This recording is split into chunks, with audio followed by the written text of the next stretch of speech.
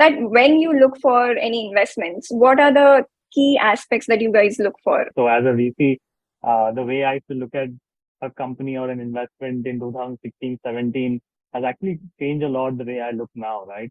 To narrow it down, I think there are a few points which we definitely, as VCs want is how big the market is.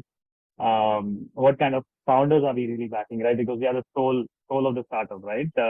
Many times we keep joking that the idea might not be good, but that the founder is good, we should put in the money, right? So I think that's very important to see in a startup, right? Who's really starting this and what kind of talent he's been able to attract, so to say. Apart from really looking at the typical things one would talk about around the unit economics and how the market is, it's also important to see the landscape around it. It's good to be aware of what is happening around you. Also see what has happened in other ecosystems like US and China, because they are way ahead of us, right? Which I believe and which I see that not many founders in India are doing it, right? And now it has evolved. As a VC, one would definitely want to see what is the TAM, what is the unit economics, do they really make sense? At the same time, how sustainable a product or a service is. So, Vinny, do you think that you resonate with that, or you want to add or dissect this even further?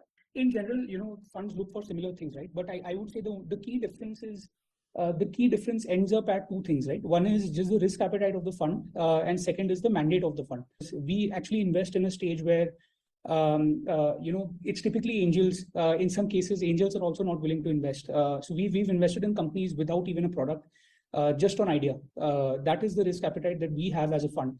But in general, I think, I would just say,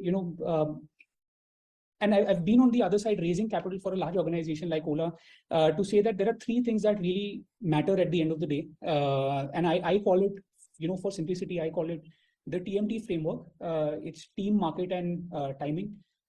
Team is what really is the make or break, especially in the early stage. Late stage, you can hire and solve for parts of it, but early stage, team is really a make or break in some way. The market has to be large enough, and there are some numbers around what is the right market size, what is the minimum market size which makes it interesting for a VC and stuff like that. But ultimately, we have a fiduciary responsibility to generate returns for investors, right?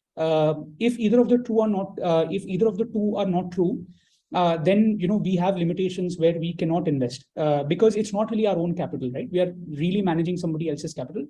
So that's on the market bit. And third is on timing, right? A lot of people say that this has been done earlier. What is so different about it now?